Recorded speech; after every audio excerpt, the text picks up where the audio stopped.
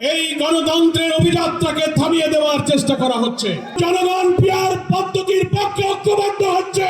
আগামী ফেব্রুয়ারিতে জাতীয় সংসদ নির্বাচনকে অবাধ, নিরপেক্ষ, স্বচ্ছ এবং গ্রহণযোগ্য করার জন্য কয়েকটি দাবিতে দেশব্যাপী আমরা কর্মসূচি ঘোষণা করেছিলাম।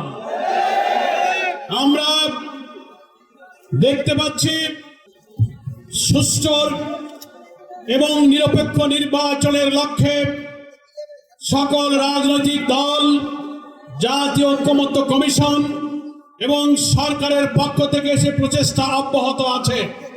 কিন্তু কখনো কখনো বিভিন্ন কলা কৌশলে এই প্রক্রিয়াকে ব্যাহত করার জন্য এই ঐক্য প্রক্রিয়া, এই সংস্কার, এই লেভেল প্লেইং ফিল্ড, এই পিআর পদ্ধতি, ফ্যাসিবাদের দোষরদের বিচার এবং তাদের রাজনৈতিক কার্যক্রম নিষিদ্ধ করা, জুলাই অভ্যুত্থানে ঘৃণ্য মানবতা বিরোধী অপরাধের ফ্যাসিস্টদেরকে নির্বাচনের আগে দৃশ্যমান বিচার নিশ্চিত করার কাজে কখনো কখনো প্রতিবন্ধকতা তৈরি করা হচ্ছে।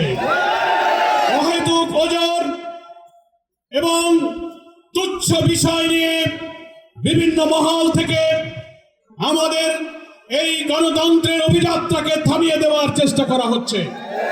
আমরা আজকে এই যে কর্মসূচি, আমরা বিগত 30শে সেপ্টেম্বর আমাদের আন্দোলনের দ্বিতীয় দফায় এই কর্মসূচি ঘোষণা করেছিলাম। বসুন্ধরা টিস্যু অশুদ্ধতার বিরুদ্ধে এক বিন্দুও ছাড় নয়। আমরা 1 অক্টোবর থেকে 9 অক্টোবর পর্যন্ত সারা দেশে গণসংযোগের কর্মসূচি দিয়েছিলাম। টেকনাফ থেকে তেতুলিয়া, রূপসা থেকে পাথুরিয়া, প্রতিটি জেলা, উপজেলা, ইউনিয়ন, ওয়ার্ড পর্যায়ে জামাত ইসলামীর নেতা কর্মীরা জনগণকে সম্পৃক্ত করে 1 থেকে 9 অক্টোবর পর্যন্ত আমাদের এই 5 দফা দাবির যৌক্তিকতা তুলে ধরেছেন। আজকে 10 অক্টোবর বাংলাদেশের প্রত্যেকটি বিভাগীয় সদর এবং মহানগরীতে গণমিছিল হবে এবং তার পূর্বে সমাবেশ।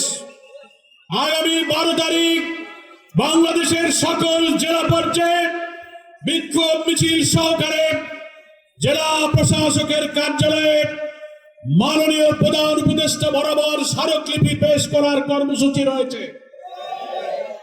অনেকে প্রশ্ন করেন, সংস্কার, লেভেল প্লেইং ফিল্ড, একটি অবাধ নির্বাচনের জন্য ঐক্যমত্য কমিশনে আলোচনার টেবিলে আলোচনা চলছে, অথচ আপনারা কেন রাজপথের আন্দোলনের কর্মসূচি পালন করছেন?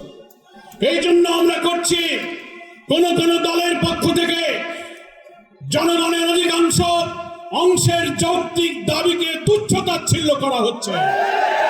বলা হচ্ছে পিআর পদ্ধতি জনগণ বোঝে না, পিআর পদ্ধতি খায় না, গায়ে লাগায়।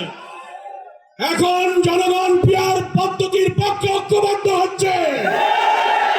প্রত্যেকটি ভোটারের ভোটের মূল্যায়ন, কালো টাকা, পেশি শক্তি, মনোনয়ন বাণিজ্য রোধ করে একটি উন্নত মানের কোয়ালিটি পার্লামেন্টের জন্য আধুনিক বিশ্বের 91টি দেশে এই পিআর পদ্ধতি চালু আছে।